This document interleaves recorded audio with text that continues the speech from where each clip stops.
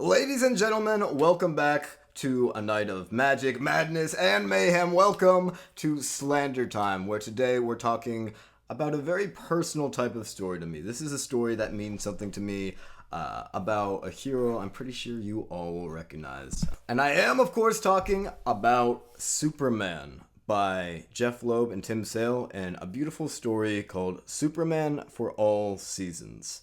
Now, someone very special to me recently, Freddie, decided that they wanted to get into comics and understand these stories and understand the bright nature and what makes a lot of these adventures so special and so personal.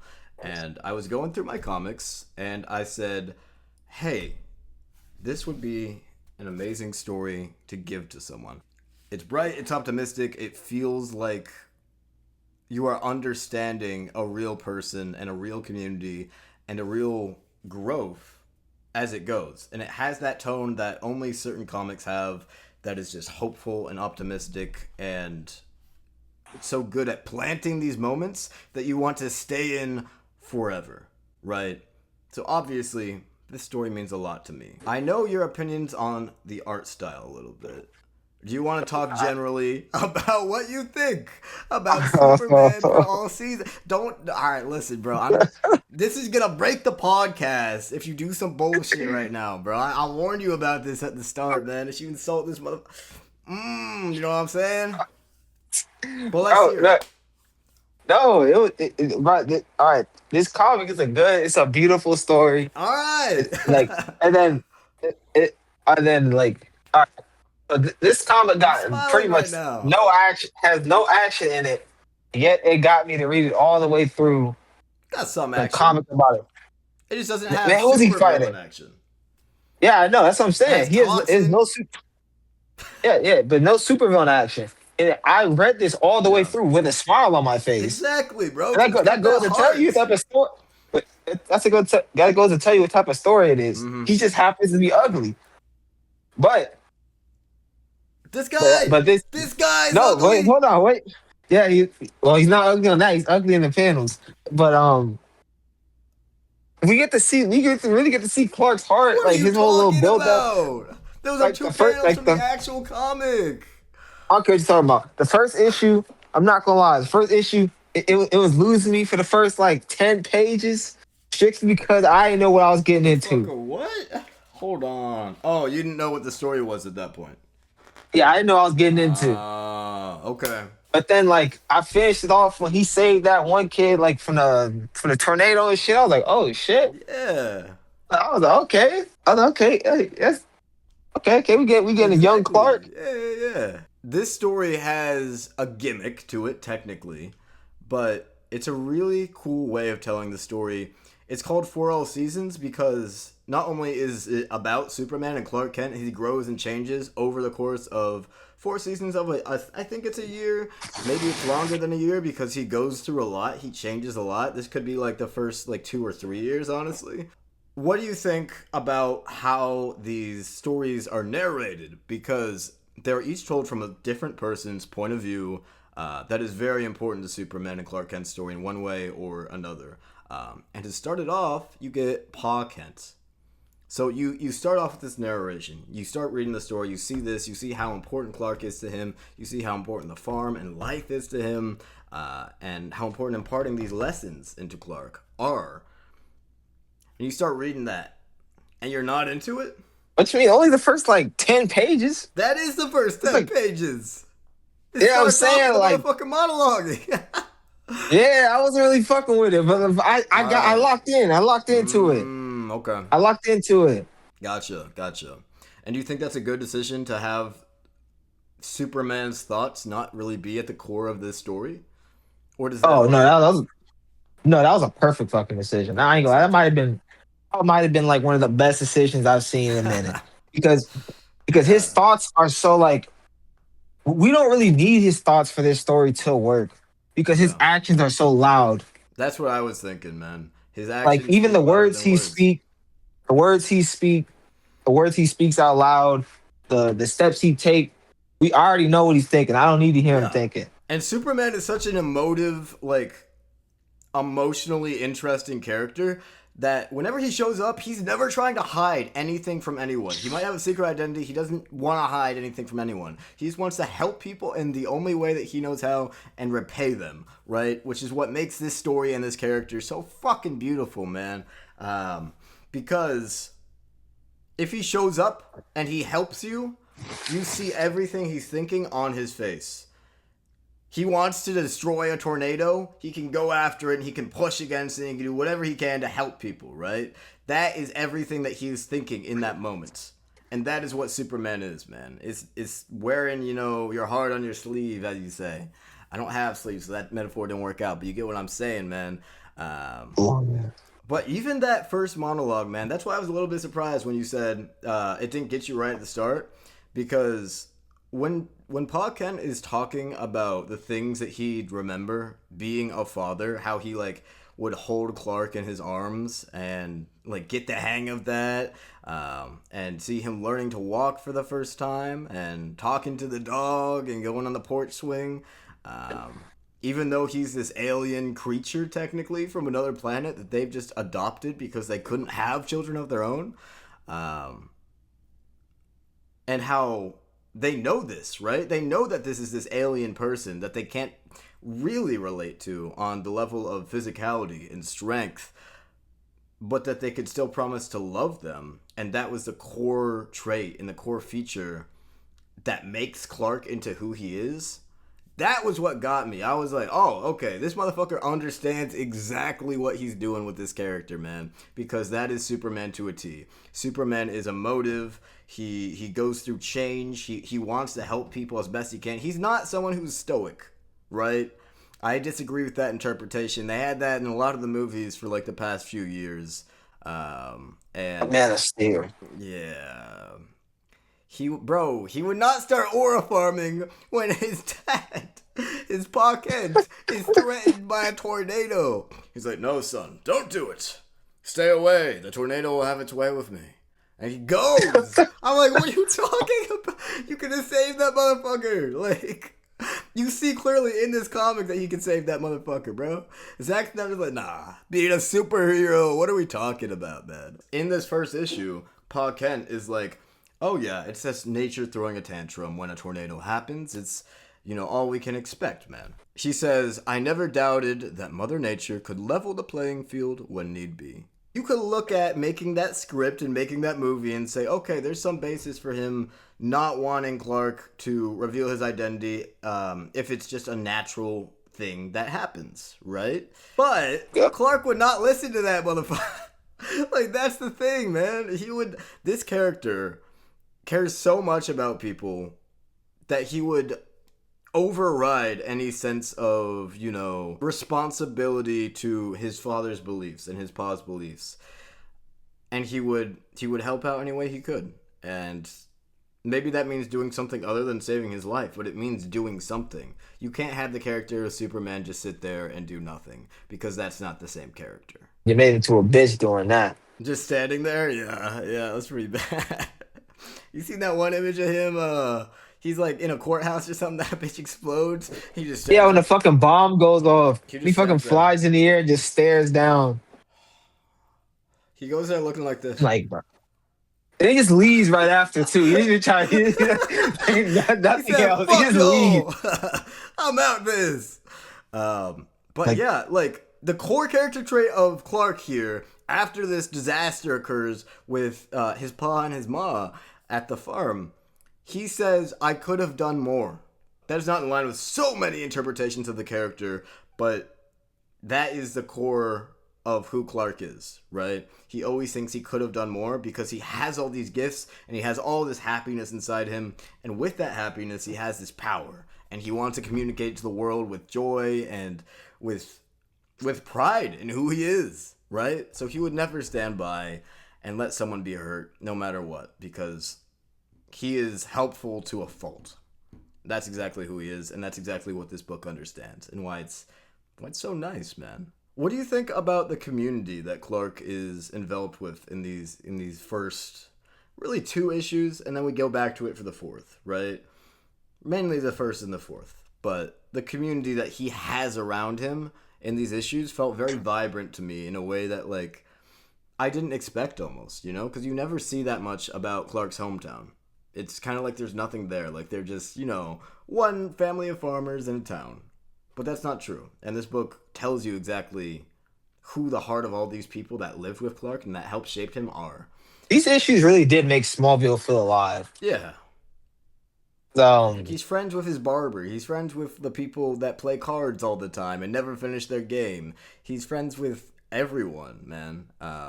He falls in love. He like you see so many aspects of this character and his environment so quickly in a way that you never see in these movies. And you were saying to me earlier something about how you're not really a fan of this time period or when this is set or something like that. yeah, well, that's the best way I could put it. It's more of like I got nothing to go off of with this, What do you so it's mean? like I'm kind of blind. Like I'm kind of blind with this kind of like early Superman. Okay. Well, this is pretty self-contained though, isn't it? Yeah, it's pretty, I don't really need anything else to be Right. to figure out what's going on. Yeah. It was just that's what I was saying. Like I was going into it, I was honing it just off of that alone. I know you saw this motherfucker's face, bro. You saw this face right here, bro. Yeah, I did. I seen his face and I immediately got the You horn. started hard. I thought you were gonna open this I even. podcast and be like, you know, this motherfucker was in private class. Like, I mean, shit. He looked like he was. What do you mean? hell no, bro. Oh He looked my like he wear god. fucking. His He eyes looked are like he wears too. suspenders, bro. His eyes are too small for his head, bro. All his facial features. That motherfucker Clark looked face like he got on. expanded, bro. He got on. He looked. He got on neon green suspenders, bro. Like, come on now. Damn. Let's talk about what this character design does. Because this artist knows what he's fucking doing. This is a great artist, man. He did Batman The Long Halloween out of the stuff that you've read, right? And Dark Victory. And I know you Yeah. like that art. Yeah, that went good. Yeah, yeah. I think there's a very specific reason why he draws Superman and Clark the way he does. Um, because I think he wants to have that goofy sort of contrast. You know, this is not a scary person. This is a not a bubbly person, but someone who bumbles around, right? And doesn't know exactly where he's going or what he's doing all the time, but still is so earnest that he wants to do the right thing and he wants to know people and he wants to help people. And I think the way that you show that is by making this guy big. He's larger than life in his size, you know, which sounds crazy to say, but it's true. You see him and like if he sat down at the barber shop, right? He is like bigger than everyone else there. If he's hunched over, you know, you can tell this is someone who is taking up a ton of space, showing you that this is somebody who is so big in his heart and in his actions and in his, you know, wanting to do good, that everything else feels a little bit smaller around him. I don't know if that was on purpose, but I noticed that size difference as we went on through the issues, and it made a really cool contrast to me, to everyone else, especially Luther when we get there later. Fucking ugly. Yeah. But in that first issue, man, I didn't know. I don't know if Superman is religious, but he asks his small town pastor. He says, "Pastor, what if one man, just one man, could have stopped all this destruction?" And he didn't. Because this ties into what we were just talking about. The pastor answers that we each do what we're able to, Clark. Some less, some more. But when the Almighty sets a course, there's nothing any man can do about it. And I feel like that's how they wanted Pa Kent to be characterized in that movie that's based off of this scene in this book. But my point is proven when in the very next panel, Clark asks again, but what if there was one? Right? And do you think we get Yeah. the answer to that in this book? Or do you think Superman still doesn't have that answer? I can't definitively say that he got an answer. Yeah. It's more of like his actions are he's trying to is make prove a point that nothing is like set in stone, that he can always do something about it. Right. But it's not like he personally looks and says there that like, any predetermined course is something he can't change. I guess that's the best way I can put it. No, I agree. I think he during that scene he is unaware of his limits effectively, right? And that's the core of the scene. That is why he feels bad because he thinks like genuinely he did not use all of his power there. So he could have done more and he could have saved more people and helped everyone to a greater extent than he did earlier, right?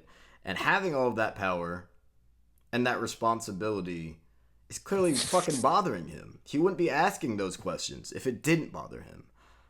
So that's a great little like honestly, most scenes in this comic are just incredible because either they're, referencing an iconic piece of Superman media or they are doing great character work between two people that greatly exemplifies both of what makes those characters special. I do want to move on a little bit to Yeah. the relationship between Lana and Clark, which is very important in this story.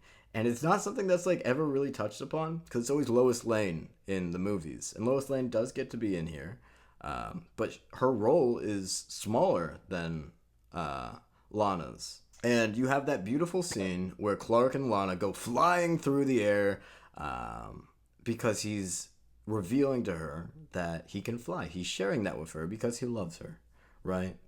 Uh, what do you understand Lana's character as and Clark's in this?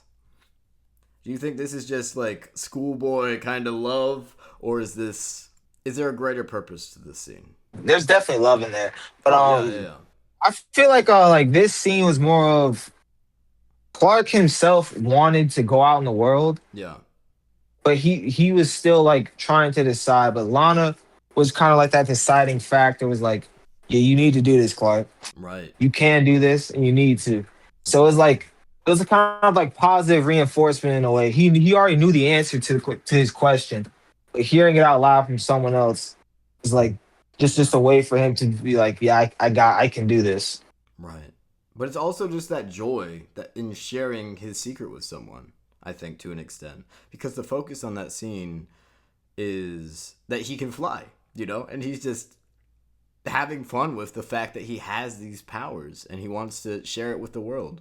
So I think that also goes to show where he is heading. It's foreshadowing for how his power cannot be contained to this small town, or not even his power, but his will to help people and save people is so boundless that it extends way beyond his town of Smallville, and into the outer world. And I think that's the moment where both of them realize that they are going to go on to go to greater things and greater heights and help more people, uh, even if they're not sure quite how that is going to happen for them. Like I compared it to Peter Pan because that the framing of that double page spread, that beautiful double page spread in there, man, uh, makes me think of that kind of just raw joy of having fun. So that really stood out to me, and there's a few others that stood out to me too. Like for example, I think my favorite shot in the entire comic is that double page spread with Clark and his father at the end of issue 1 looking at the sunset. When Clark has, graduated from his high school and he's put his suit on and he's about to head out into the world, into Metropolis, and he asks his father, do you ever get tired of looking at that? And he says, nope, never have. Yes, I never will. And this was one of those big double page spreads, those panels, those moments in comics that got me into comics. That is the type of thing that I want someone that is very special to me to understand about why I love these stories, because you have a shot like this, and the magic of comics is that you don't have to flip the page. The page is already open, right? You can just stay in that moment for however long you want, and then when you're ready, you can move on. And when you do that, the characters evolve at a pace that is unlike any other medium of storytelling, including books, including movies and TV shows. So that is what I always loved about this medium, and that's a fucking all-timer panel for me, man. Just taking in your love for this right now. Do you understand that love? I mean, I haven't heard that sentiment a lot from people. Is there something that you love about comics versus other mediums, or you just like the stories in them? Mm, no, I want to say I just like the stories, I think maybe you but have it's something, but you don't know it yet. yeah, like it's just always something about like reading the comic has always been Yeah. more often than not better than fucking watching it. I don't know why. I've Right. been able to explain it for. I think you'll be able to explain it as we continue the podcast and as we read more types of stories and you find the ones that are really important to you and then we can talk about it and think about why is this so important to you. The last scene in that first issue that really stood out to me is an iconic one that's been adapted a few times in a few different ways. But it's when the first kid in Metropolis sees Clark in his Superman suit. Uh, and he's like, wow, great costume. And he's like, yeah, my mom made it for me.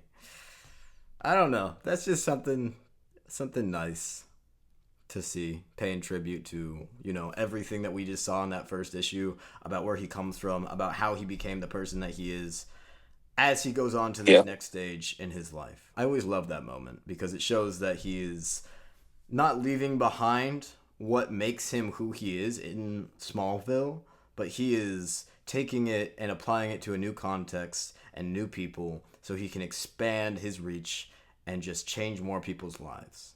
This second issue right now, because I'm going to move on to that, uh, is really interesting for its monologue that happens at the very start of the issue because this issue is narrated by Lois Lane instead of Superman, instead of anyone else. And it's interesting because Lois sees Superman like he is a mystery. She doesn't see him like a hero that is tangible, but kind of like a scientific miracle that has to be learned about, you know?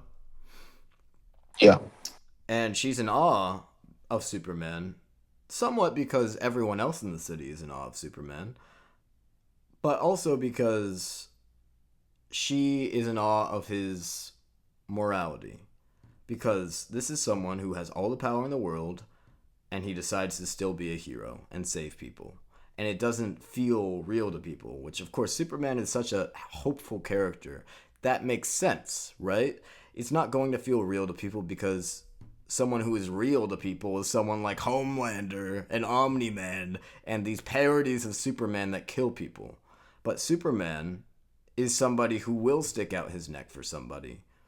Whereas the whole world almost wants to believe that someone like that, if they had all this power, would not exist. And why do you think that is? Because that's an actual problem I see in media. The stories that feature like warped evil superheroes tend to do better and be perceived as more interesting than characters like Superman because there's not a ton of characters like Superman. to be honest, Yeah. that's mostly because of how cynical most people think the world actually the Right. world is. And that's the thing Like, that's touched like upon don't get here. like don't get me wrong. Like the world's pretty fucking cynical, Yeah, but yeah. but but people will dead ass look you in the eyes and be like, everyone that gets Superman's powers is automatically finna be on bad type of I have timing. seen Instagram reels with that exact caption. I'm like, are you people serious, man? It's like, I'm not saying everyone's finna be as nice as Superman, but Yeah, most people are not finna be on that bullshit. I think so too. But I'd like to say that. But then I think about like a millionaire with superpowers and I get scared, you know? But Um, like, I just have one thing to say. yeah. Anytime someone gains any kind of power, that motherfucker is not gonna change. The only thing that changed is Okay. his ability to exert his will. Right. It won't change your character. Right. Just like it doesn't change Clark's character. Um, But Lois Lane's character is that exact kind of person that we're talking about, which is so interesting to me in Superman for All Seasons because she is cynical. It is stated in this issue by her because she writes about all this stuff every day. How people lie to each other, how we brutalize each other, and we kill each other. And there is this person who, to her, is larger than life, larger than words. She doesn't have a word to describe who this person is, who is just helping people without any gain, any reason. And she kind of compares him to Santa Claus, which is an interesting comparison that kind of shows her gap in reasoning at this point in time, but also her hopefulness, right? Because you want someone to watch over you, and you want someone to know if you are good or evil and how to help guide you in the right direction. But that's also not realistic, especially not for a reporter. So it's interesting that she has this thought. But that also leads her to the conclusion that Superman can't be this good because Santa Claus doesn't exist. Sorry for spoilers for any children that are watching the show. Get fucked. Yeah, you're out here breaking little kids' hearts. Yeah. Do you think that is the same sort of situation to what I just talked about? How people find evil, corrupt characters with great power more interesting than good people with these great powers because they just don't believe in them? What are you asking me? Do you think Lois Lane is like those people that we just talked about? She wants to believe in Superman and his goodness and him helping people and watching over people and, defeating evil and supporting good. But she can't get to that point because of her life's experiences and her objectivity. Now, I wouldn't say it's too different. Right. The difference is she's not like it's not. Maybe it is a bit of projection. Right. I was gonna say it's not like she's projecting, but at the same time, it kind of is projection. Everyone in this story that is not Superman is projecting onto Superman. That is my biggest note that I took away with on this reread, man. And you can call me wrong for that. If you disagree with me, I can back it up, bro. Lex Luthor is Well, projecting onto Superman. Lois Lane is that's projecting onto Superman. His yeah, girlfriend is projecting onto him. His father is projecting onto him, yeah. which is what. Especially Lex Baldaz. Well, not Oh yeah, Baldaz, yeah, I don't but think. not Oh, his. you think Lex Luthor projects more onto Superman than Lois does? Yeah, fuck it. I'm gonna say it, bro. Cause god damn, Lex got a lot going on. Bald motherfucker. He does, bro. Cause he's doing literal tricks on it, bro. That's fucking wild. Yeah, he is, man. He is. He's like Dead ass Superman, like not in my city. he's some. You're just an after. Lex Luthor's forever. I'm like, oh my god, look at this motherfucker. Then This motherfucker needs to be I know destroyed, bro. Yeah. I know I'm jumping around right now, No, you but good. this motherfucker's whole plan he does later on is the most diabolical shit I have ever fucking seen. I'm gonna poison the whole city so I can pin it on Superman. Like, yeah, that's kind of nuts, right? And then it's not even just the fact he poisoned the city. He kidnapped some random woman That was a who fucking fan. loves Superman. Was Yeah, a that fan of Superman shit. saved early in the issue.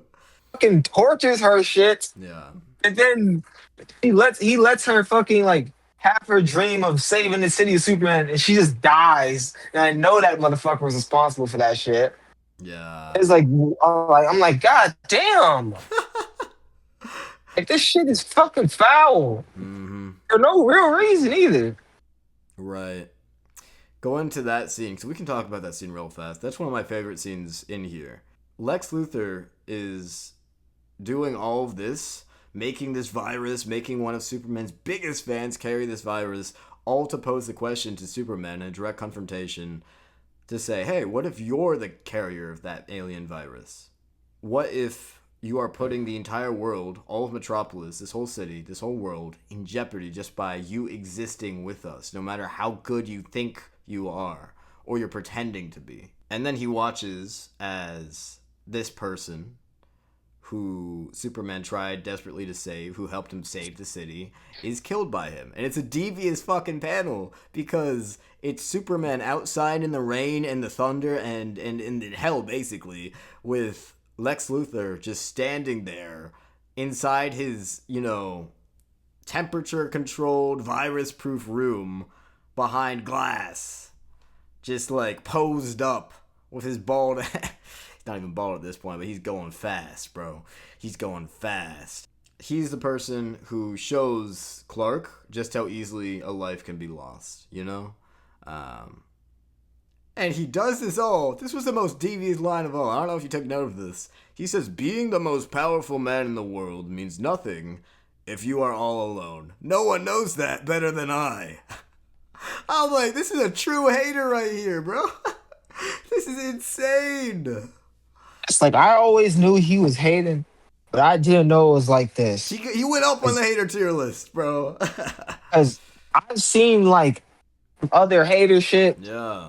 like where he's fucking. I know like Lex gets like cancer or some shit from kryptonite or something because he was carrying around too much. Yeah. And then he's like, "This is your fault, Superman." And I'm like, okay, he's wilding there. Yeah. But this is next level. He did all that for the love of the game. Yeah. Do you think he has a point at all? Or he's just tripping? Because, like, look, let's extend the argument from Lois Lane in the same comic to Lex Luthor for a second. Because they come one right after another. Homelander. Omni-Man. Omni-Man, someone who invincible, has promised to take care of the Earth. The Earth has to accept him. And they have no precautions against this guy. So that when he turns evil, if his son hadn't existed, there would have been no one left to stop him. He has a point in there, does he not? No, the thing is, he has a point, but he doesn't even believe that point for real. No, he doesn't. That's the problem. He thinks he does, but he doesn't. He doesn't actually, because he's just jealous. And it's so clear in this issue, man. Like, he's speaking out of fucking pure hatred, jealousy, goddamn baldness. That's all he's going on right now. Yeah, bro. He started off with a full head of hair. Shit was crazy. And he was losing his time and time going on. Yeah. Yeah, it was bad, man. It's like, that's the thing about like characters and like people like that. They latch on to like good ideas behind their own negative traits. Right. So they sound better than they actually are. Yeah.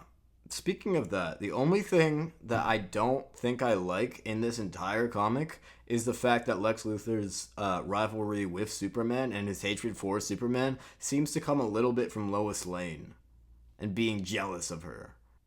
I don't know. How do you feel about something that petty being a catalyst for one of the greatest rivalries in comics? I'm not gonna lie. I don't think that needs to be there. Yeah. But at the same time, Lex Luthor is so petty that it makes sense that something petty would make him hate Superman even more, you know? That it wouldn't be a big deal, this thing that he does towards him. He just has so much blind hatred that all it takes is something small, something that he doesn't actually care about to set him off. I like that angle. I just don't know that I like it being Lois, because she is an important character, and if they went that route, I prefer it to be someone that was very unimportant. Does that make sense? Yeah. But I just feel like that detail, whatever, could work for literally almost any of the reasons he says he hates him, though. That's true. I feel like it being Lois, like, really unnecessary. By the way, Lex Luthor in this issue has probably the best introduction for any villain that I've seen in a comic. The best first page introduction, anyways. Because he shows up and the narration from Lois says that no one knows how much Luthor actually makes, but our guess is $150 a second. In other words, if Lex Luthor found a $100 bill lying in the street, it wouldn't be worth his time to pick it up, which is insane to think about. And I've never seen Lex characterized like that before, but it makes you take him so much more seriously, even if he is so petty, right? Because this is someone who has that much importance, even if he shouldn't have it. That seeing him interact with anyone is kind of interesting because he is so far beyond them and elevated above them in the realm of capitalism anyways. So he sees Superman and he's like, well, he's the only one that could be higher than me because I can't have the powers and the confidence and the drive that he possesses, even with all my money, even with all my importance. And people are looking away from me and they're looking towards you instead because you're the new big thing in Metropolis. And he doesn't know how to feel about that. And I love that characterization. I would have never thought to do that, to compare Superman and Lex on such a personal level, but still elevate them above other people in a way that elevates the themes. Because the truth is, they're really not elevated above other people as much as they both. Well, as much as Lex thinks he is, right? Superman knows that Yeah. he's not above everyone else. That's the whole point of the character. That's why he helps people. That's why he cares about people. But Lex thinks he Yeah. is. So he sees Superman, who thinks that he is at the same level as Lex, and that Lex is the same level as Lois, and Lois is the same, and go on and on and on. And he's like, fuck that. I'm not gonna let that shit stand. Everyone's gonna worship me.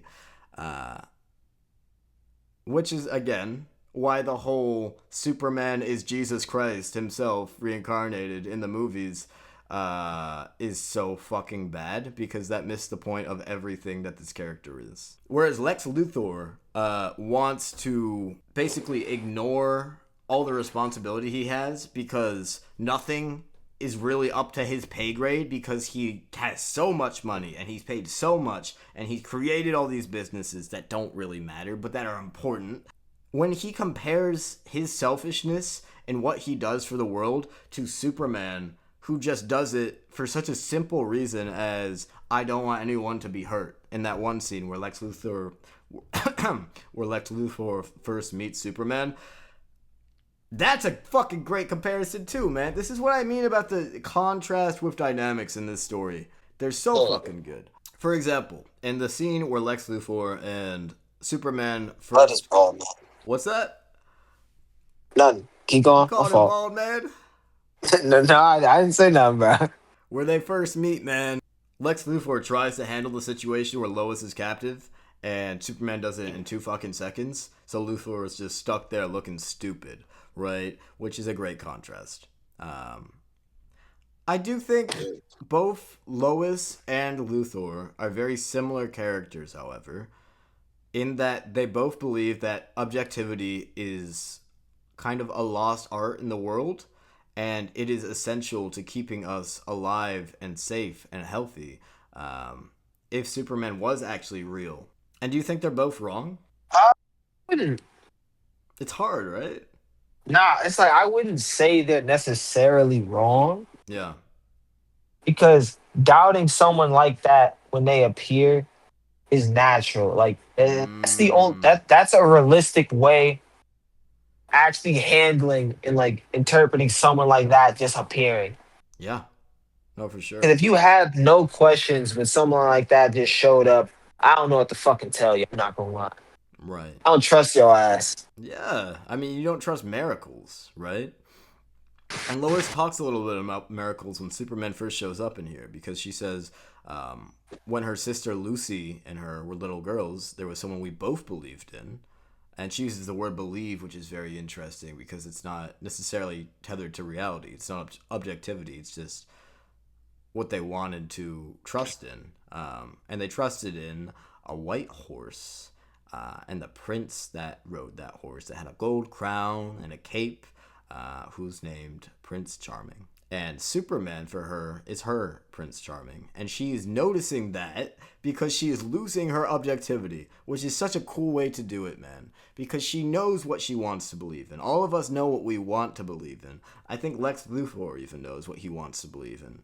But he's been too hurt from the world and from losing that objectivity that he can't let himself trust it. So he has to make it make sense to him the only way he knows how, which is degrading and replacing him and bringing him down at least to his level, which is such a great impetus for a character. I don't know what the significance of this line is, but I love the line, to wear a cape and not look stupid, that's somebody interesting. Because that's the way I think the world sees characters like Superman a lot of the time, man. As goofy, as kind of irrelevant, as stuck in the past. But stories like this show that everyone needs hope, which is obvious, but I gotta say it, man. Uh, and what makes the story more interesting to me is when Superman goes back to Smallville and he has to come to terms with what everyone actually is after in the world, which is Lex Luthor for a main part, and also Superman. Those are the most interesting people to the people of Smallville, which is ridiculous, right? And Clark's annoyed. He's like, he's just like everyone else because that is how he sees people, and that's how he sees himself. Speaking of returning to Smallville, Yeah, do you know what the fuck was up with Buddy? When he said buddy. Clark, like he was, yeah, like what's his name? Fucking Peter, something like that. Yeah, Pete. yeah. Do you know like what he meant? Like why he was mad when he was like Clark just came back like nothing happened or some shit like that. I'm like to this day, like I don't know like where he was where I'm supposed to be getting from that. Okay. So you're talking about the second time he returned. Uh, Yeah. yeah. So I was wondering about that too, man. Yeah, I made a note of that. I said, why is it wrong to come back home like nothing's changed? I think the issue is for people in Smallville, especially the younger people, they don't actually want to live their lives there because it's closed off from the rest of the world. They don't have the opportunities that the rest of the world has. Metropolis is where they all want to be because that has the opportunities, that has the rest of the world open into them. And he sees Clark come home after getting the opportunities that he didn't have, and he is acting the same. He's acting shy, he's acting humble, he's acting, normal. And this is a guy that worships Lex Luthor earlier in the issues, earlier in the story, man. He says, nothing, you did nothing. You go out into the big wide world, the both of you, and you come back here to, of all places, Smallville, capital S as in small. And you want to know what the worst part of it is? You can't even see how wrong that is. This isn't framing him like he's right, obviously. But with that framing, he just has a perspective that he needs to go out into the world and make something of himself, and then he'll be forever changed. And that's how a lot of people think of the world, and it's not true. Because you always need to come back to your roots. You know? Does that make sense to you, though? Yeah. That makes a bit more sense. I had to think about it Speaking for a of, second to get that answer, but I got there.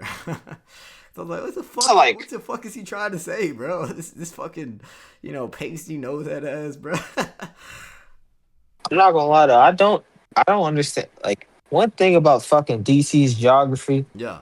I don't know where the fuck half of these damn cities are. Because I know Smallville is in fucking Kansas or something like Yeah. that. Then Metropolis is allegedly not that far from this shit. Right. If he's able to just casually act like he can come back here, like, and no one bats an eye. Yeah, so what's the problem? But the thing is, Riley, apparently Metropolis and Gotham are supposed to be close to one another. Wait, what? And Gotham, that, or at least that's where it's supposed to be. Like, sometimes they're not. Sometimes they're like fucking a city apart. Sometimes they're close. Like that's just a fact.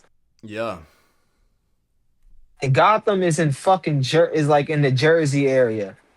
That's where it's supposed to be. Okay, that is interesting. I never thought about that. I just kind of read these stories and assume that uh, they're kind of far apart from each other, all these different cities, you know? You be thinking about random shit like that. I do It's just like cool to that think about. fantasy story aspect, especially in this story, though. I like the fact that it's not like they're not just in New York, right? Because there's that element Mhm. of magic to it, and like I don't want to say weightlessness because the stories have weight with the characters, but you feel like you're watching a fantasy character realize something very, very special about themselves. And that makes a very unique tone. Where it's just like if he's walking around in Queens or flying around in Queens, it would feel like almost dirtier somehow and less interesting and more safe, you know? That's what you'd expect to have happen in one of these superhero stories. But the fact that it takes this like almost mythical approach, no one knows what he's thinking, no one knows what he's actually feeling. They just know that he's here to help them in this city, and that's what makes it okay. That is so cool to me. as a fucking concept, man. Especially seeing all the different perspectives that these characters have. And Lex Luthor, do you think he actually believes what he's saying? Because there's a scene where he's released from jail and he says, "My position is never wrong, never." So if he says something one day, bro, he gotta stick to that shit, bro. Kind of like Trump, bro. W politician, man. He says some bullshit Motherfucker and he lying. stuck defending it for like 3 years. Do you think that's true with the situation with Superman at all? No, I feel like that motherfucker. I feel like he's like selective with that. There's Okay. That's his own special like hatred. No, sure. there's no like logic, rhyme, and or reason for the shit. Right. Like he's not gonna stick towards something unless unless he just got some fucking animosity in his heart. I guess. Like I feel like he's capable of dropping some shit. It's just he won't do it. Mm-hmm. We were talking earlier about Lex Luthor projecting onto Superman. Getting back into it, man. And there's a line that he has where he says, "This time, there will be no one for him to bully." And I'm like, bro, you literally spend a living like kicking poor people out of your houses, bro. Like, you know what I'm saying? I wonder how Lex Luthor feels about immigrants. He definitely hit them motherfuckers. Oh, what gave you that impression? Go back to First of all, wherever you came from before you fail us all. see, yeah, that right With the there. craziest side eye that you ever seen in fiction, bro. Also, He saw he's a the ice race. He billionaire. said, "I approve." He's also a billionaire, Riley. You can't forget about that. Yeah. He he definitely don't like immigrants. Peter has this line, bro. He says, "When I was a child, I behaved as a child. Now it is time to put away childish things."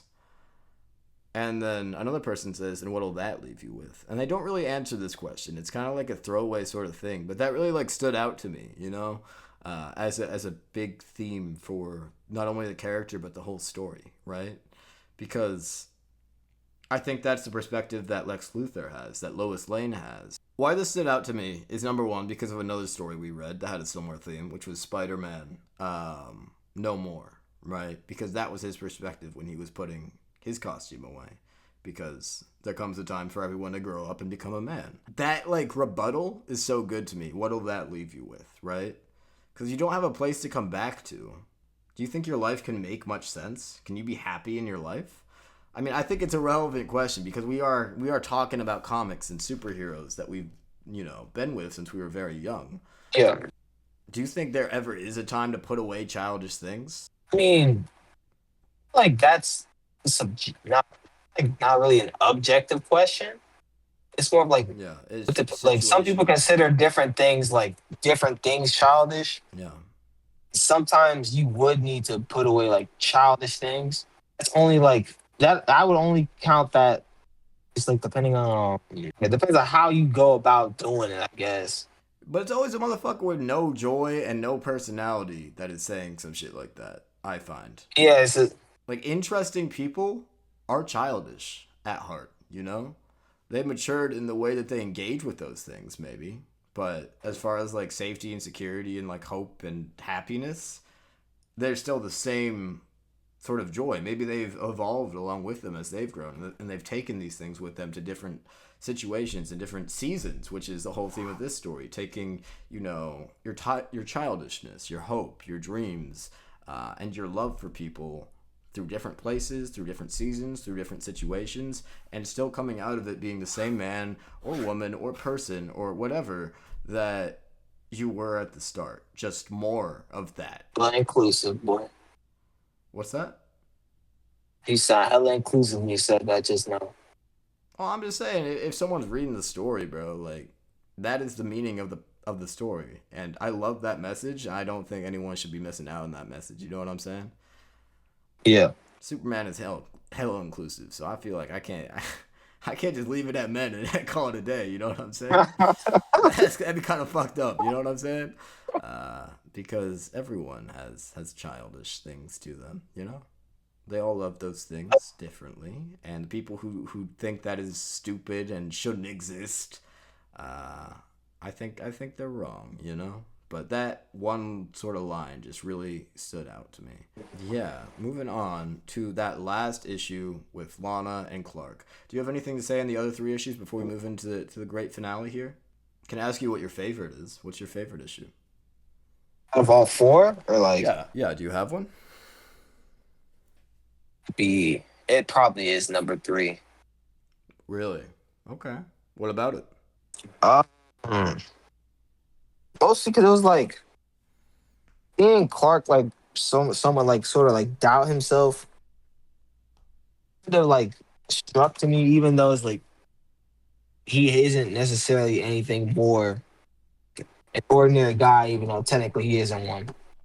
Right. You can see him confronting the fact that he can lose battles and he can lose people and he can't do anything to help them even with all his power, and that's scary to him.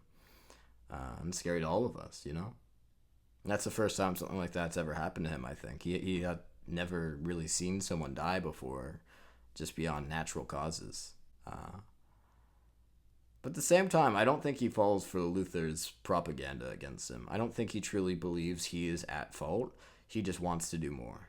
Yeah, As far as a conclusion, I think number four is the perfect conclusion because it starts off with a great tornado and a great storm that causes Clark to reevaluate everything he thought he knew in his life, and it ends with a similar disaster coming back that is even more insurmountable than the first, that forces them to leave, that, you know, um, gives them true fear, but also now they can feel supported because Clark's with them.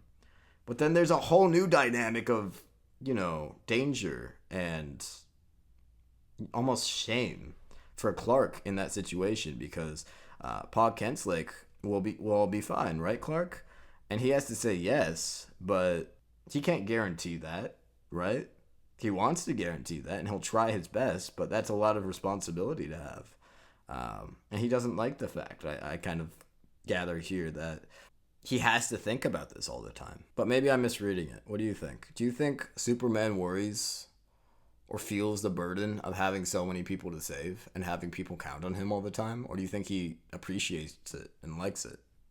I think he does. Like, all right, so I don't think he. It's like something he likes per se.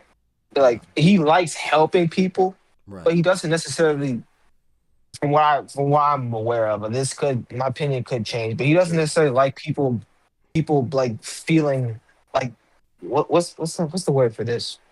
And Feeling people like feeling counting on him and not counting on him, but expecting him. yes, like that, like kind of like burdened on him. Right. Like having these great Uh, expectations and being disappointed when he can't be there because that's not how he views what he does, right?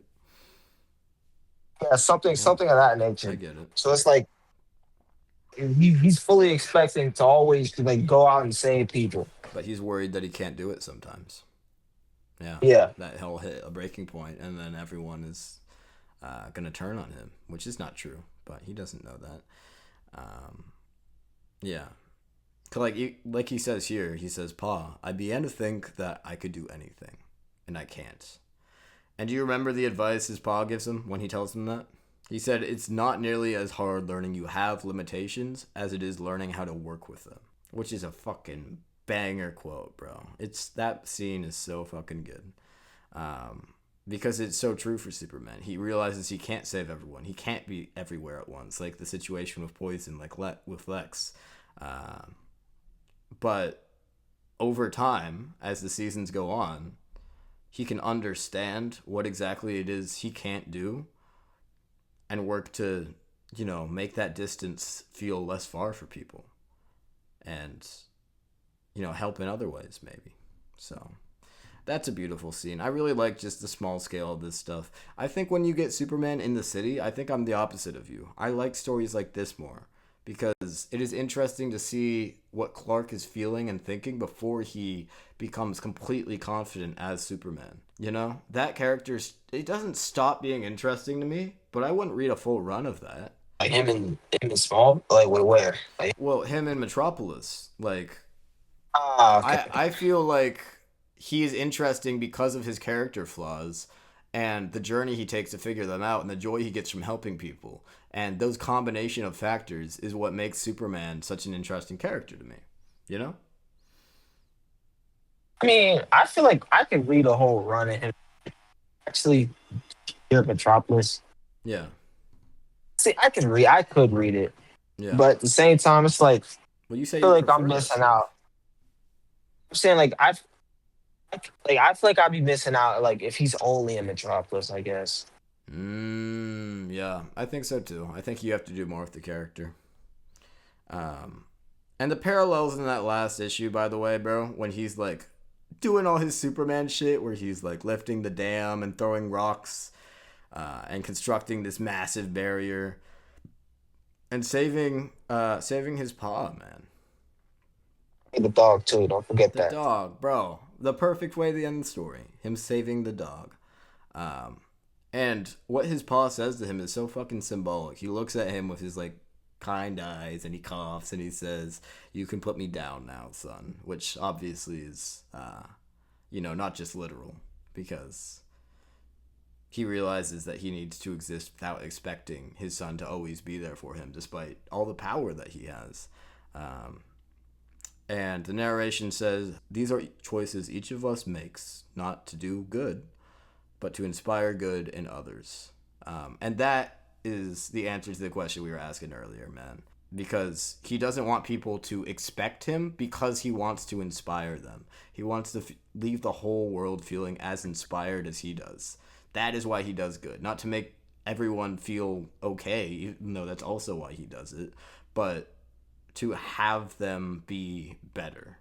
And that's why Luther is so frustrating to him, and why he loves his family so much, why he loves everyone so much. But when someone needs him, like the dog, he'll always be there. And That'd that be last, Superman.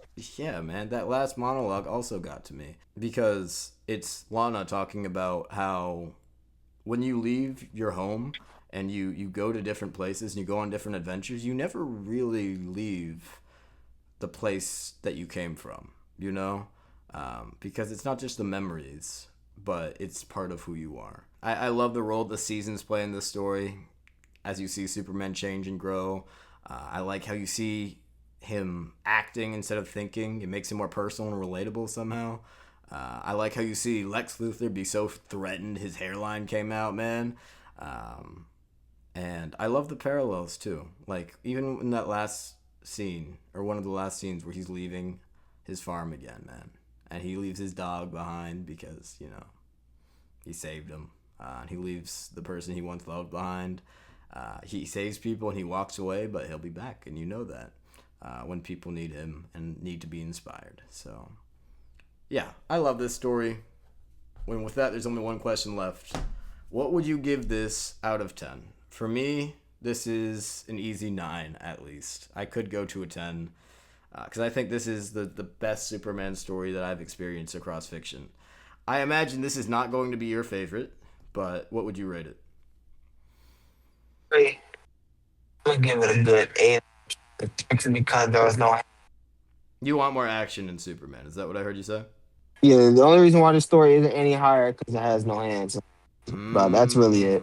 Okay. Otherwise, What do you think that would have otherwise, made the story better if he has like a big battle with Lex or hiring a supervillain? Like, shit, I don't know, man. Probably not. But I'm just I saying don't think so. that's the that's the only fundamental flaws for the story, in my opinion. Because I He think ain't got no hands. I think he needs to overcome a natural threat rather than a supervillain threat. You know, because that's a Yeah, whole no, other no, I story. get you. The, the villains are interesting because he basically creates them with his presence in Metropolis. So he can't have those supervillains here other than Lex Luthor, who's been a hater from the fucking start, because it wouldn't make sense. You know? No, Because I'm this is saying not like the story that they're telling. That would be a story about no. how his presence creates villains, and he can come to terms with that. But that's not what they're doing here, you know? Yeah, yeah, yeah. I get you. I'm saying like from my personal standpoint, because there's no hands, not rating this story any higher. But you It still got you still think everything it's else. great. Yeah, I still think it's good. I think it's Yeah. fucking perfect. Yeah. But Um but no hands, no higher. okay. That's it. Interesting. Is there a Superman story you like more? that you'd rate higher? really. But I'm not the most tapped in on Superman. Yeah, yeah. I'm We'll gonna get read back to more you on this at question. some point. Let me get back to you on this question. Yeah. Would you say the movie that came out recently is better or worse? Because that definitely had more hands, Did have more hands. but it had less heart. Even though it did still have heart, it had less heart, Yeah. and the character writing wasn't as good. Which is not to say that Superman movie is bad. Superman movie was good, but it just isn't as consistent as this because everything in here is beautiful. Um, but yeah, man. Now we are going to move on to our bonus segment, man. Freddie, give me your top three. I'm gonna go with Fantastic Four, Okay. Grimm. And what's number one? I I didn't necessarily dislike anything. No, Okay, no. I'm just What was your gonna. number one though? That was two. I Oh, had number top one. three, bro. Oh no, I Yeah. was. Those are one and two. Oh, okay. So Fantastic Four was one and Grimm is two? Yeah. Okay. I actually agree with you so far. All right. What are you going to pick for three? You just say fuck it, Saying anything? number. I want to. Actually, I don't think I can. I would say Absolute Catwoman, Green Arrow. surprisingly.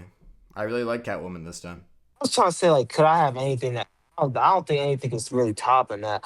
I know for a fact Green Arrows might be in last. But I truly think about that shit again. Yeah. Definitely in last. All right. We'll start off with Green Arrow then. Do we want to drop this? Look, I don't think it's bad. I'm going to say that. I don't think Absolute Green Arrow is bad. I think it's got a decent mystery. I just don't think the characters are being built up enough. I don't really care about anyone particularly, and I particularly do not care about the new character that they introduced this week.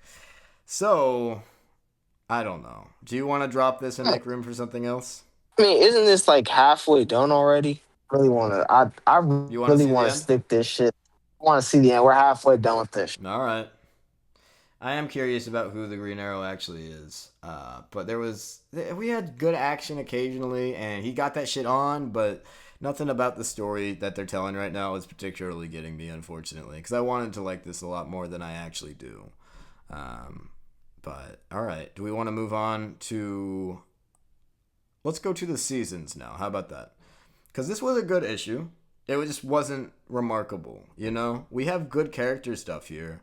But I think the seasons is consistently not going to place much higher for me just because a lot of the issues, like one thing happens and that's it, just due to the way it's paced. That doesn't mean it's bad, but it's just less is going on due to the way the story is unfolding, you know? Yeah. But it is really good. She gets hoed like so much this issue. I don't know if I had seen a character get hoed more in their second issue ever. She gets like, I think it's 8 straight pages of just the main character getting hoed repeatedly, bro. Oh That's nah, that shit was wild. that's how motherfuckers want Peter Parker to be moving, bro. That's what they're after, bro. Oh my god. Because she starts off the issue getting violated by her sister, who just tells her the world is horrible and everyone's out for themselves and fuck you.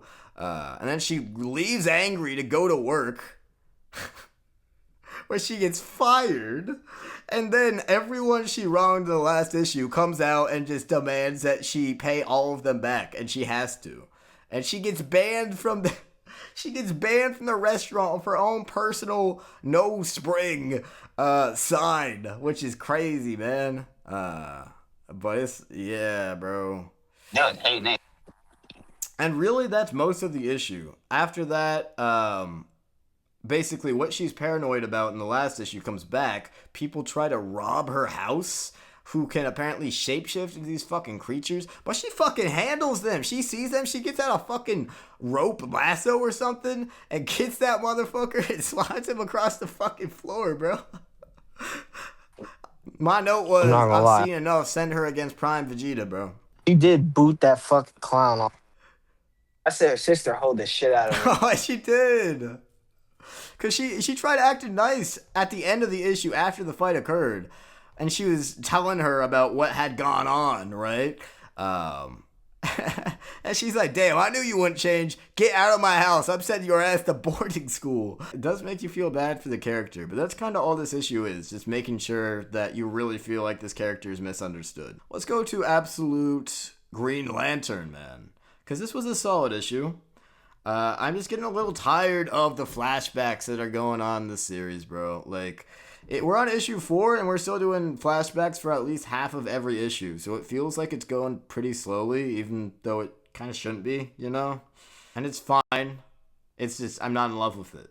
You get what I'm saying? I do like the reveal that the alien, the big Green Lantern alien, did not kill the people, but they sent them basically to a limbo in order for them to be judged later, whatever that means. Yeah, I mean, I was just finally happy that we moving the fucking a bit more. Yeah. I mean, it's just straight up that lanterns are. It's been established for us that lanterns are not a thing. This Yeah. motherfucker starts tripping. He starts tripping out when fucking Soldier like becomes a lantern. Pretty much. He's like, oh shit, Right. this never happened before. Yeah. What do you think about the person that appears at the very end? Do you know who the fuck this is? Because I had to look him up. I got fucking jump scared. I don't know who the fuck that is. Because this person shows up in Green Arrow, too. This is the person they reference Green Arrow going after. If you go back and look, that he's mentioned a fucking ton in that Green Arrow issue that we just talked That about. guy. Yeah. So I'm Yeah, like, what he the? was. That's the first bit of crossover I've seen in one of these Absolute comics. So it'll be cool to see how they cross over as the series goes on. Like I saw that last page, and I'm like, who cares? Uh, but yeah, I don't know. It's a fine issue. Like I said, just nothing great. Um, and let's go to Batman next, because Batman is the third one I wasn't huge on this week. Even though it's fine, it's a solid issue. It just feels like not a lot is happening, and they're moving pretty slow. When there is action in Batman, it's really good. But I am wondering if the first 3 issues were a bit of a fluke, because the issues 4 through 6 have not really been doing it for me personally. This issue didn't really do it for me personally, but I like the narrative question that it posed that kind of brings like to the comic whatever. This like vigilante life isn't the only life you can live. Yeah, that's true. Then he even says to Damien that isn't all he has to, because Damien is so far up at this point, only knowing shit like this, Right, motherfuckers. right. He was pissed at him. Yeah. No, for sure, man. Are we in top 3 territory now? I think so, right? We are in top 3 territory now. Okay, so let's talk about Absolute Catwoman, because that was my number 3. And I really liked this a lot. I was surprised by how much I liked it. And I also went back to Absolute Catwoman number 1, and I enjoyed it a lot more. So I think I might have just been in a bad mood when we first talked about that. I was like, man, fuck Catwoman. No, she's a good Damn, it was character. that time of the month. That's crazy that you just said that to me. I can't believe this. I think there is too much narration in this comic, which is my big negative with it. I don't think it's like the opposite of Superman for All Seasons. We don't need to hear everything the character is thinking, but maybe we should have some things, you know? And I get that's kind of part of the aesthetic they're going for, but I get kind of bored sometimes. I'm like, all right, yeah, I get the point. Come on, let's go on with the heist and the cool stuff. But I like, There's a lot of talk. yeah, there is a lot of talking, but I like the direction it's headed, which is why it's so high up for me, man. Because the orb that she's selling, she doesn't know where it's from or who actually wants it, so she puts it up on like an online auction house, and then she destabilizes the auction house because it's on ice, and she uses it to get out of a terrible situation where she was going to be trapped because she knew she was going to be trapped. And she basically reunites with all of her, 4 cat burglars that used to be a part of her gang in issue 1 that we got all these flashbacks for, and we continue to get flashbacks for in this issue. So I thought, like, okay, yeah, now I'm seeing the vision. Everything's coming together. We just got to cut down the narration. This could be a really solid series. All right, now we're going to move on to both of our number 2, which is Grimm, which had a great issue this week, man. Grimm just keeps going when you think it's going to slow down. There's something cool every single issue so far, and we're only 3 in, to be fair, but it has not disappointed me. And now that we're like theorizing on it, I really like the fact that we can see, oh, are we right? Are we wrong? Like, what's the situation with this series? And I think we've got evidence for like both of our guesses in this issue, which is pretty cool. Yeah, I'm not gonna lie. Her picking up that scythe, I was like, man, fuck. Yeah, do you think I'm right? You might be. I think so. But There's off, something like that. they confirmed it. That was her birth. Or it could be, yes, they did confirm that, But I'm wondering, like, could it be possible she was created like artificially by like the power of the death, the death person or whatever it is?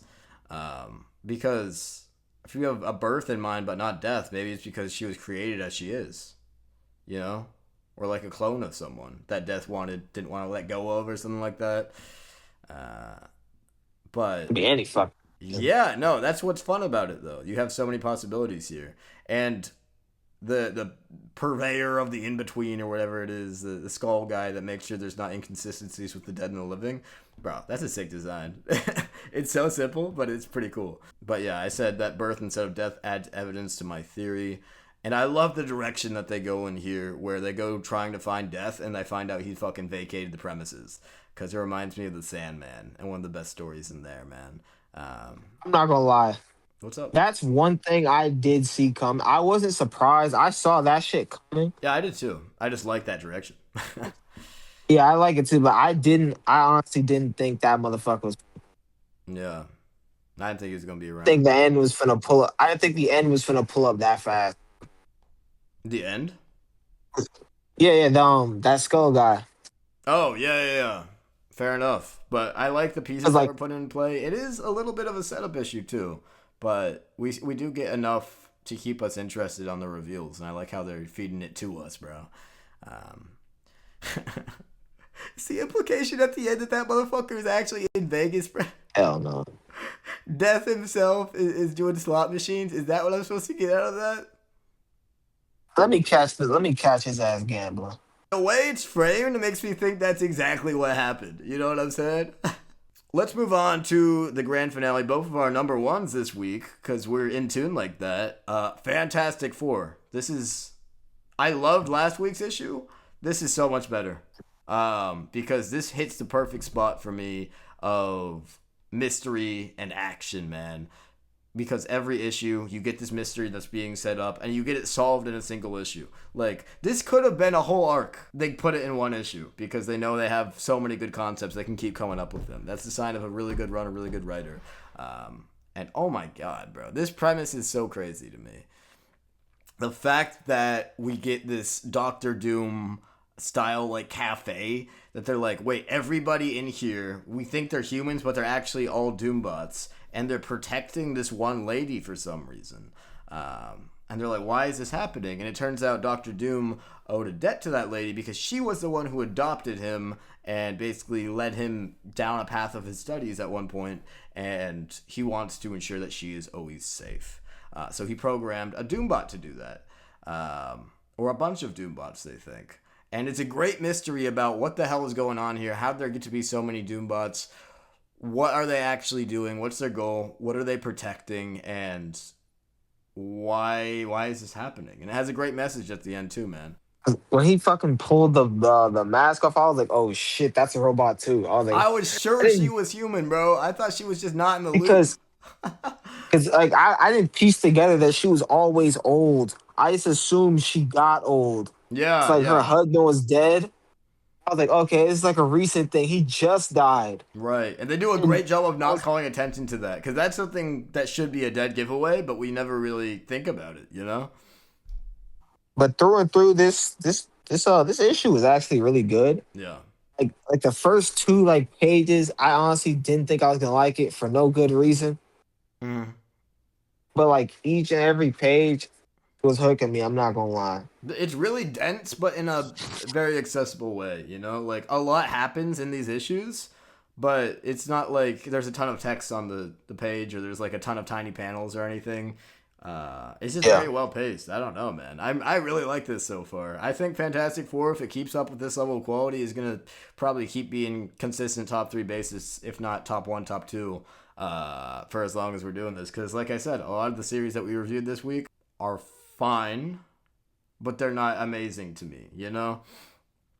So, yeah, I just love this. And I like the message that you get at the end. The fact that people can be from different places where they're brainwashed or they are convinced of one certain idea, but if you give them a chance and allow them to integrate into society, they can be productive people who are just as pleasant, if not more pleasant, than anyone else, man. It's a nice little message, but it's kind of crazy that that even happened at the end, because I did not know where they were going with like a message for the story. But then they figure out they can repurpose the Doombots because their primary function was not to destroy, it was to protect. So they can be members of society that are just basically like humans. So now there's just a little section of Earth where there's just a bunch of Doombots running around as humans that will die, you know? I also really like the note that the Doombots will replicate death because they need everything to be normal and preserved for this lady, right? So yeah, just a great series. A great issue that kind of goes into the fact as well that Doom is not a terrible person. That he actually has some plans that are not about destroying the Fantastic Four, but are about preserving life and the things that he loves. Like, he's not completely evil like that. All right, man. We will be back next week with more Immortal Thor and a few other series as well as Flashpoint. So we will see you guys later. Have a good night.